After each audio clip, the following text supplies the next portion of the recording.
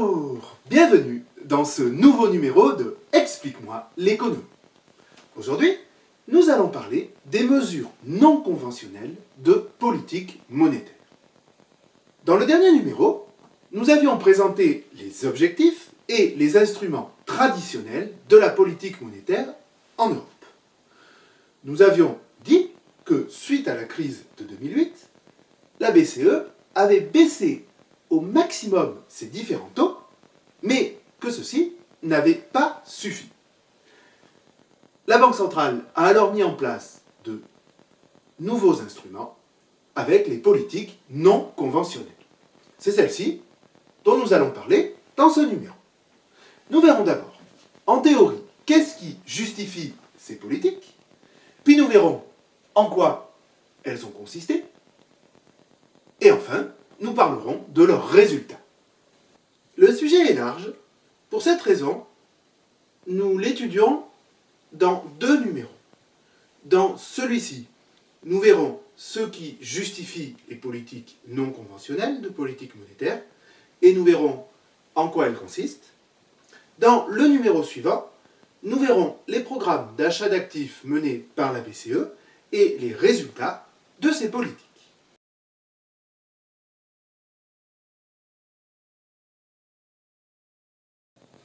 La Banque centrale met en place des politiques non conventionnelles quand les instruments traditionnels de la politique monétaire ne permettent plus d'atteindre les objectifs. Cela se fait soit quand le mécanisme du taux d'intérêt est bloqué, cela va avoir lieu quand les taux d'intérêt directeurs atteignent ou se rapprochent de 0%, et quand la Banque centrale n'arrive pas à faire baisser les taux auxquels les banques vont prêter aux ménages et aux entreprises.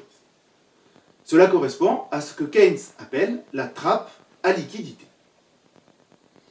Cela se fait également, soit quand le système bancaire ne fonctionne plus correctement et que les crédits se bloquent. Cela va avoir lieu quand les banques ont enregistré des pertes et du coup, le crédit va devenir plus risqué en raison de l'incertitude. Les banques vont alors devenir réticentes à prêter de l'argent. En fait, elles vont avoir peur de ne pas être remboursées, ce qui les fragiliserait davantage et pourrait même leur faire faillite. Le marché interbancaire est également bloqué. Les banques, en fait, vont avoir peur de se prêter entre elles, pareil, parce qu'elles ne savent pas vraiment quelle est la situation des autres banques. Du coup, si jamais l'autre banque ne rembourse pas la banque, eh bien celle-ci risquerait à nouveau de faire faillite. Le mécanisme du taux d'intérêt bloqué et le système bancaire qui ne fonctionne plus correctement correspond à ce qu'il s'est passé après la crise des subprimes. Nous l'avons dit dans le numéro précédent, les banques centrales ont diminué leur taux d'intérêt directeur à des niveaux proches de zéro, et en raison des pertes que les banques risquaient de subir, donc elles sont devenues réticentes à prêter de l'argent et à se prêter en prêt.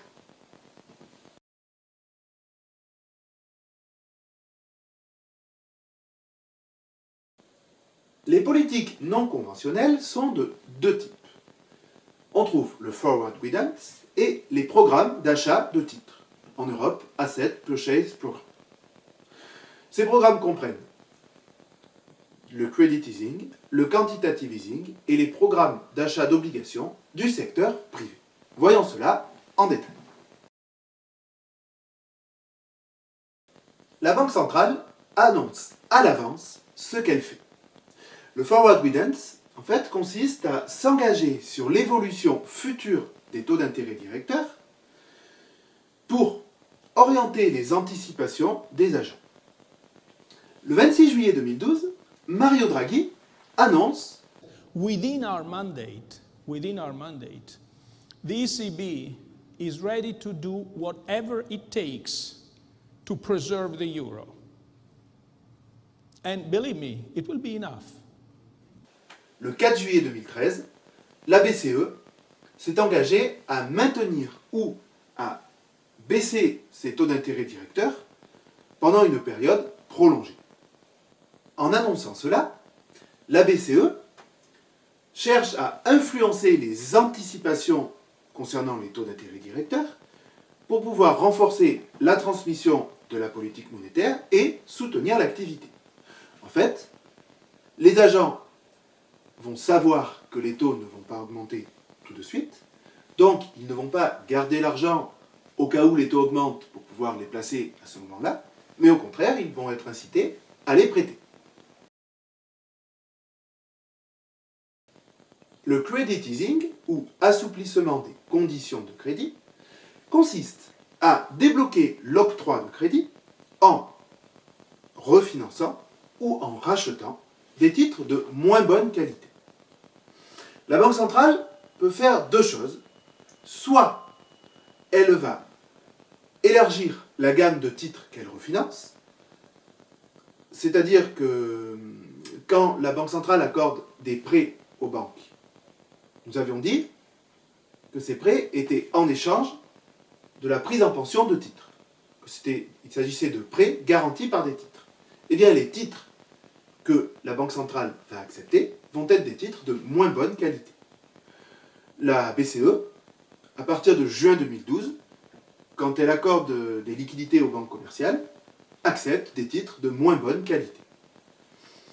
Cela peut également consister en des achats de titres.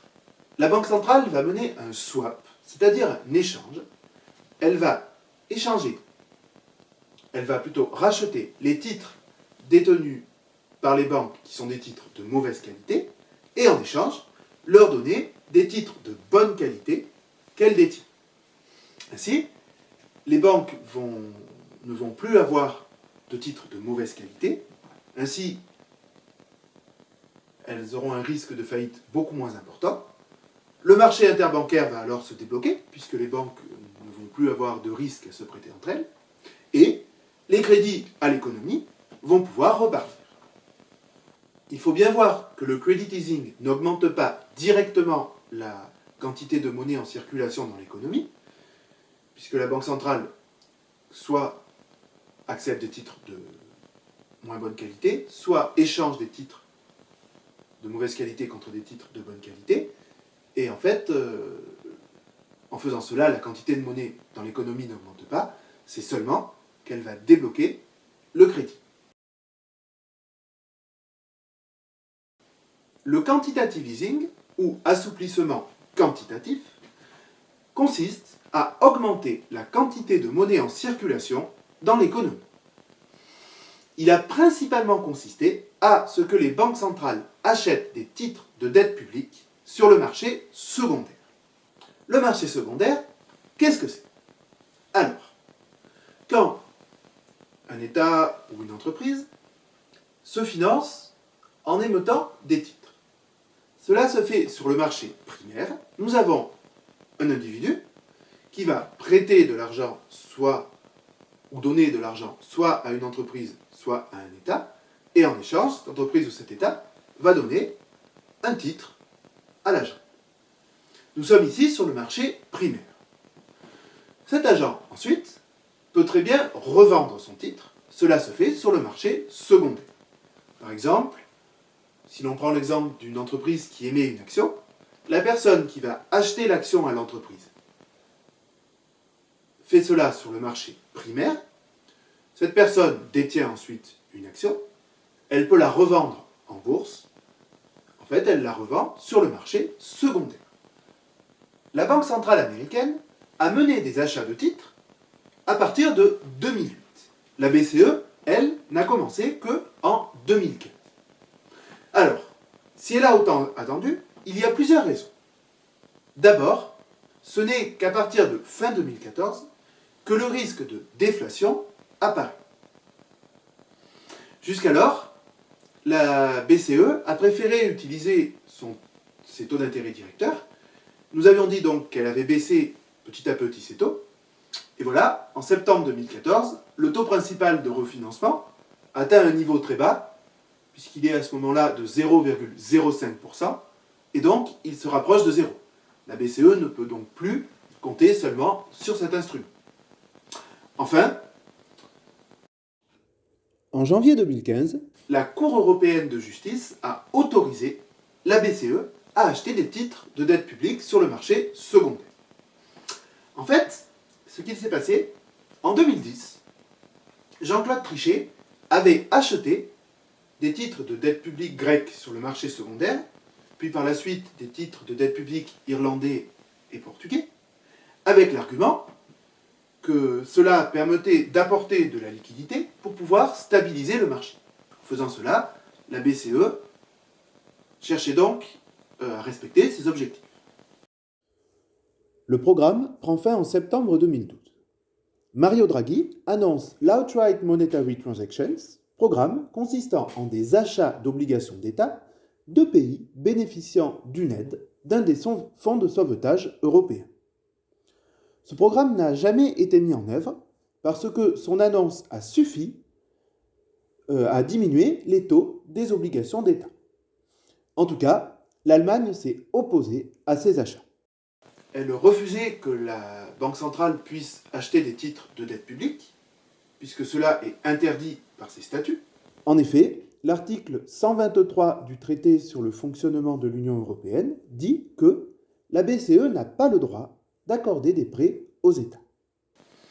Et donc l'Allemagne a mené l'affaire à la Cour européenne de justice. Le 14 janvier 2015, l'avocat général de la Cour de justice européenne déclare que ces achats sont en principe compatibles avec le droit européen. En juin 2015, la Cour de justice de l'Union européenne suit l'avocat général dans son arrêt. La BCE ne peut pas acheter des titres sur le marché primaire, des titres de dette publique, mais sur le marché secondaire, elle le peut. Ces trois types de politiques non conventionnelles ont été menés en Europe et aux États-Unis. Aux États-Unis, ils ont suffi à relancer l'économie. En Europe, un quatrième type de politique non conventionnelle a été mis en place. La BCE mène un programme d'achat d'obligations émises par les entreprises depuis juin 2016. Elle rachète des obligations d'entreprise bien notées. Nous avons donc expliqué pourquoi des mesures de politique monétaire non conventionnelles étaient justifiées, et nous avons vu en quoi celles-ci consistaient. Il nous reste à présent à voir les programmes d'achat d'actifs menés par la BCE et les résultats de ces politiques non conventionnelles. C'est ce que nous verrons dans le prochain numéro de Explique-moi l'économie.